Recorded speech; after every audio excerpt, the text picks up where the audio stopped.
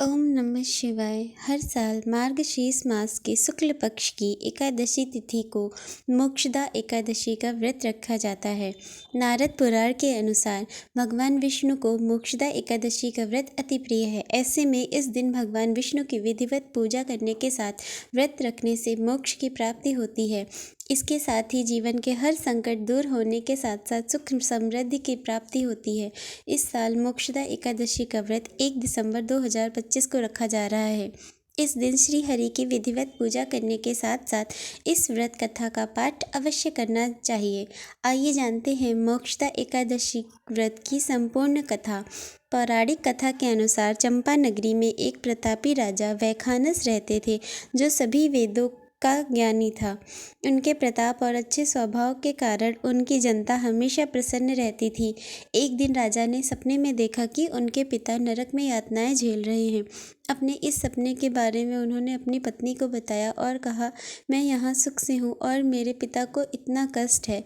इस पर राजा की पत्नी ने उन्हें आश्रम में जाने की सलाह दी।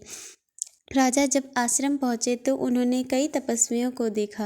राजा ने ऋषियों से अपनी बात वहाँ मौजूद पर्वत मुनि को बताई। राजा ने कहा कि पिता ने मुझसे कहा है कि हे पुत्र, मैं नरक में पड़ा हूँ, यहाँ से तुम मुझे मुक्त कराओ। जब से मैंने ये वचन पिता के मुख से सुने हैं, तब से मैं बहुत बेचैन हूँ। मैं बहुत ही अशांत महसूस कर रहा हूँ।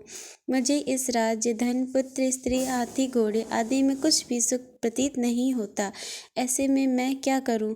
और अपनी परेशानी बताते हुए उनके आंखों से आंसू आने लगे। आगे राजा ने कहा, हे ब्राह्मण देवताओं, इस स्वप्न के कारण इतना कष्ट पहुंच रहा है कि मेरा सारा शरीर जल रहा है। अब आप कृपा करके कोई तप, दान, व्रत आदि बताएं, जिससे मैं अपने पिता को नरक से मुक्त करा सकूं। उस पुत्र का जीवन व्यर्थ है जो अपने माता पिता का उद्धार न कर सके। एक उत्तम पुत्र जो अपने माता पिता तथा पूर्वजों का उद्धार करता है, वह 1000 मूर्ख पुत्रों से अच्छा होता है। तब ब्राह्मणों ने राजा से कहा, हे राजन, यहाँ पास ही भूत, भविष्य, वर्तमान के ज्ञाता पर्वत ऋषि का आश्रम है। आपकी समस्या का हल वह ज़रूर करेंगे। ऐसे में राजा पर्वत ऋषि के आश्रम पहुँचे। राजा ने आश्रम में देखा कि अनेक शांत चित्त योगी और मुनि तपस्या कर रहे हैं। उसी जगह पर्वत मुनि बैठे थे। राजा ने मुनि को देखते ही उन्हें साष्टांग दंडवत किया।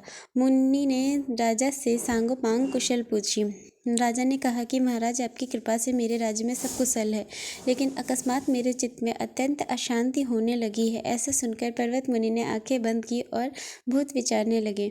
इसके बाद पर्वत मुनि ने सारा सच जाना और राजा को कहा कि तुम एक पुण्य आत्मा हो जो अपने पिता के लिए इतने परेशान हो, लेकिन इसकी बिल्कुल भी ज़रूरत नहीं है, क्योंकि तुम्हारे पिता अपने कर्मों का फल भोग रहे हैं। तुम्हारे पिता ने तुम्हारी माता को बहुत यातनाएं दी हैं, इसी के कारण उन्हें नरक भोगना पड़ रहा है। राजा ने मुनि से इस परेशानी का हल पूछा तो मुनि ने कहा कि तुम्हें मोक्षदा एकादशी व्रत का पालन करना चाहिए और इसके फल को पिता को समर्पित करना चाहिए। इससे उनके सभी कष्ट दूर हो जाएंगे। राजा ने इसी विधि का पालन किया और उनके पिता सभी बुरे कर्मों से मुक्त हो गए। स्वर्ग में जाते हुए वह राजा अपने पुत्र से कहा कि हे पुत्र, तेरा कल्याण हो। शास्त्रों के अनुसार मार्गशीर्ष मास की शुक्ल पक्ष की मोक्षदा एकादशी का जो व्रत करते हैं तो उसे हर तरह के पाप नष्ट हो जाते हैं। इसके साथ ही मोक्ष की प्राप्ति होती है।